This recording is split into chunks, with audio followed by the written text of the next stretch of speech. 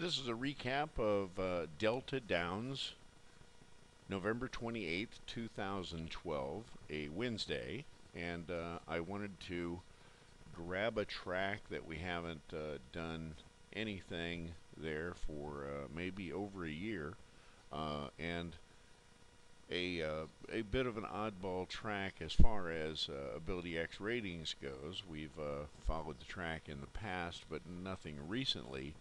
And I just wanted to do one night's card out of the blue with Ability X ratings and show you the strategy that we're going to be offering for the upcoming Gulfstream Park, Tampa Bay, Downs, and Turfway Park meetings. All three of those winter meetings, December, and then on through March, and I think a couple even go into April a little bit in 2013. So we're going to do that entire 4-month meeting with this format, and of course you'll have the with a subscription you'll have the usual format of Ability X ratings, the run of the horse as a number, the horse's actual run that you can expect to see today, reflected as a run rating. And that's always been the great thing about Ability X ratings. And it will also include, as usual, the key horse in orange and the simple pick in red. Not my picks, of course, but mechanical picks from the ratings themselves. And we'll also have them up at the top. These are also from a mechanical strategy, and we're going to have from 5 and maybe even 7 horses, but any additional beyond 5 will be marked in red, so that you'll see that those are options for the superfecta bet in particular, and the first 5 you can use for the pick 3, pick 4, pick 5 or 6, the daily double for that matter. Or you might want to try to narrow down from these contenders. But these will be the actual contenders in the race, and the first 5 are in the win perspective. So typically we'll have 5 horses and sometimes 6 in that superfecta perspective. That's where the 6th horse comes from. That's for the superfecta bet. And but you might want to consider all of them or any of them for your betting decisions. And as on this card, which is normal for that 5-horse strategy, we have 100% of the winners are one of those 5 for this entire card. On the superfectas, I believe we have 7 of 8 winners with the 5 and 6 horses that we have at the top. So that is a magnificent percentage.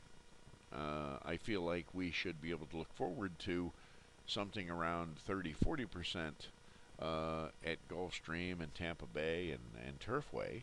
But that is also a fantastic percentage for the superfecta and trifecta and those type of wagers. But also we'll be using that and giving that to you to enable you to make intelligent bets on any race and every race, and learn as you go more and more about horse racing all the time. So even for total beginners, I recommend Ability X ratings. And this is the website where you can get more information at any time you'd like. If you'd like to email me and ask me some questions, there's my email address right there. And to recap the night's activities, as I said, we had 10 races. We had 10 winners in the 5 contenders up at the top here. We had, I believe, 2 Ability X ratings simple picks winning, and I believe one or two key horses winning on the evening. I know the simple picks were just a little short of $20 for those two, but in the 10th we had a simple pick who was a favorite winning, plus the key horse came in second for that exacta. The exacta was $26, 7-9 simple key exacta, and that paid $26. So, and in the 10th race also, we couldn't come up with a full 5 contenders. We had to leave that one at 4, but that still won all of the pick 3s and pick 4s on the card. The late pick 4 and pick 5 paid off on 4 correct. So we bet the pick 3s in actuality, but we also would have had the 2 pick 4s. The late one is a little light, but the early one was a nice one. It was $926 on the 50-cent level, and in pick 3s we had a tremendous pick 3 here. There it is in the 6th, $1,935 at the 50-cent level. Wildly profitable, even betting all 5 contenders in each race. The ones in red are additional for the superfecta bet, and they're marked in red so that you'll know that they're optional for the superfecta.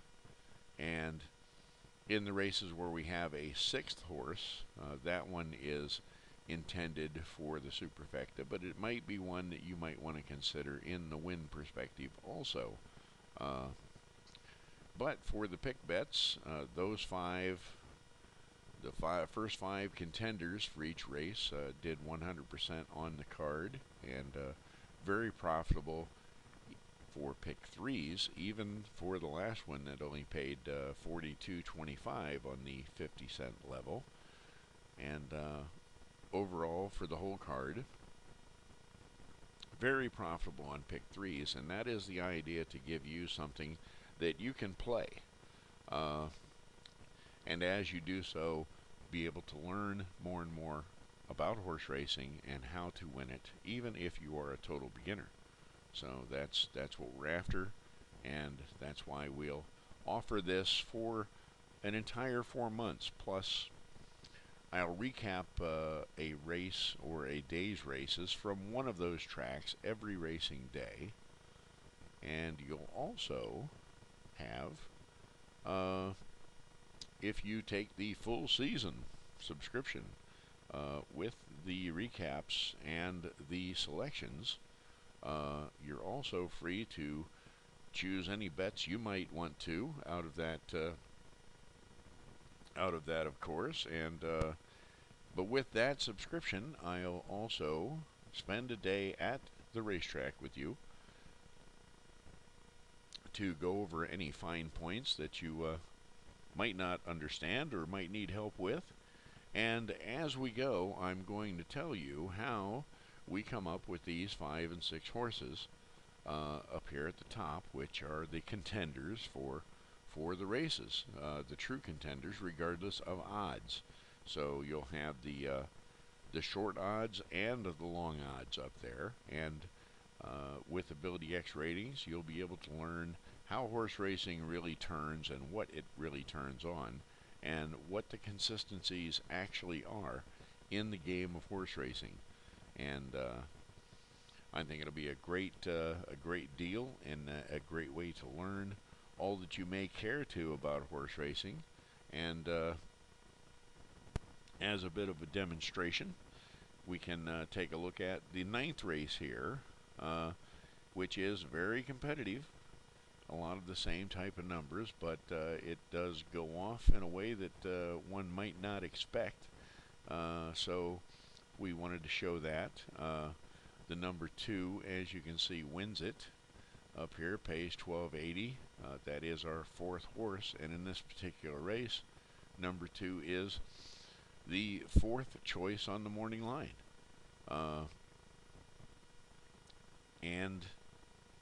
one of the second to highest ratings in the race.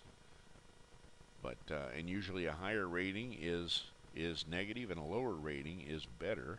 But this particular race, we have several horses in it that are locked up right around the same rating level, although different levels of early speed.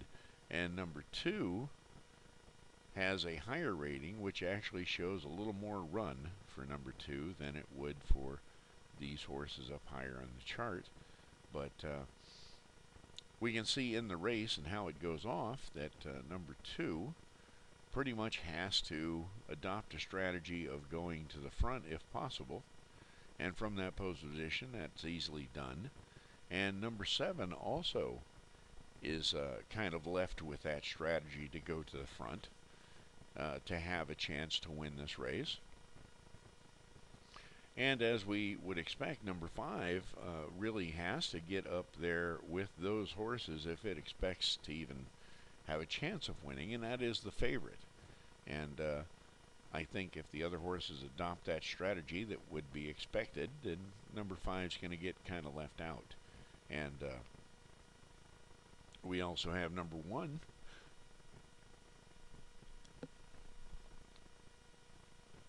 down here on the bottom half of the chart, a little slower on early speed in the last race, and that is another one that if it's going to have a pretty good chance today or for today's race, it needs to get up in there. So that's both 1 and 2 in that inside gate, and having a little bit of an advantage with that position to get that leader up close to it, and number 7 that really needs it if it is going to win. So we can see that from the ratings and the way things lay out, and then we'll take a look at how it actually goes to show you how you can pretty much visualize a race with Ability X ratings, and by visualizing the actual ability of the horse. Okay, so we've got that 9th race ready to go for you, and we'll crank that thing up. Louisiana by Doris Hebert, who also owns and trains this filly. Winning rider tonight was CeeLo Carlos Lozada. And I'll hope that that sound didn't come across to you as loud as it did to me. But now we've got no sound, so we can see number 7 going for that lead, number 2 going for that lead, and those similar abilities. Number 1's out here on the rail, and I believe this is number 8 here. But number 2, knowing that knowing that it has a little bit more run than number 7, is willing to let number 7 just run on out there, and even get up there and push a little bit, which is what you'd like to see if you bet number 2. Of course, if you bet number 7, you're probably jumping up and down, hoping that you can hold up at this point, and being encouraged by this big gap here that number 2 is about to close, so that number 2 can put a little pressure on number 7 to make sure that number 7 will likely fold somewhere before they get to the wire. And you see number 1 just kind of hanging out back here, and I believe, yeah, this is number 8 here that wants to be close to the action, at least. Loses a little ground here coming out of the turn, and number 1 is right on the rail, looking to come on.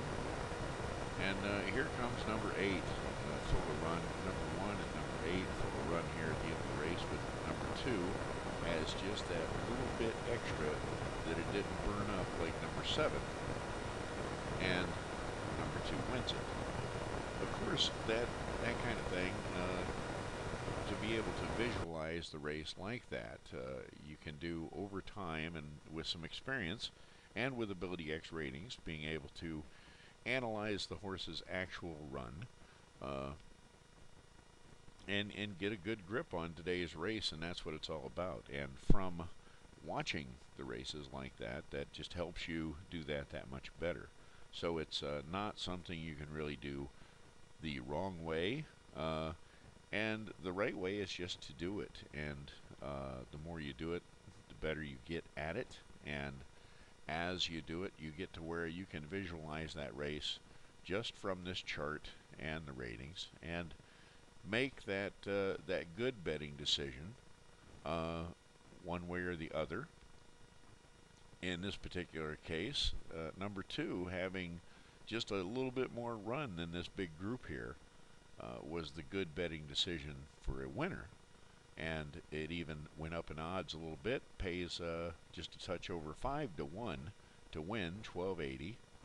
But to be able to visualize the race that way, there's where you have an opportunity to cut that superfecta down from 6 legitimate contenders down to 4.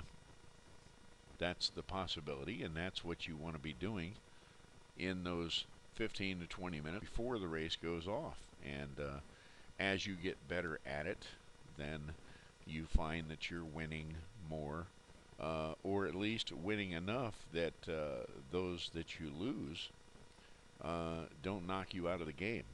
And the ones that you do win keep you in the game and hopefully ahead. And both of those, the winners and losers, both, no matter which way it goes, that race, all the races teach you how to see racing and how to analyze and come to expect the good results and make the winning bets. And that's what it's all about, and that's what we'll be hoping to do with our subscriptions for the winter meeting at Gulfstream Park, Tampa Bay Downs, and Turfway Park. And we want to be able to stick with you day by day and help you learn about horse racing and point out the truths, the myths, and the misconceptions, and the better conceptions of horse racing over and over to you. And my attention's divided a little bit here as I try to find my software so that I can push its buttons and wrap this up. And we're going to do that at those 3 tracks. It's going to be great, and that's the website where you can find out all about that, and how and where to subscribe. And of course, any questions, and my email address is right here for you also. And I need to quit switching screens like that. But there's my email address. And of course, it's always easy to leave something out of these recap videos, but I'm sure if I have left anything out, I'll pick it up on the next one.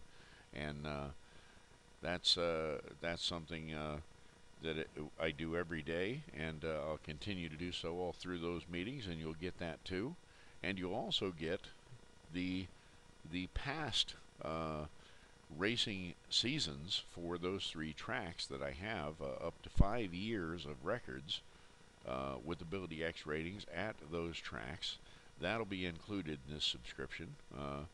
So that's a little bonus that a lot of the handicappers like to have, so they can see what are the good numbers and have it all down going in and loaded for bear from day one. And that's what we're looking to do, is enable you to win where so many haven't been able to do that. And so we're gonna do what they say can't be done, and we're gonna do it for 4 months at Turfway Park, Tampa Bay Downs, and Gulfstream Park.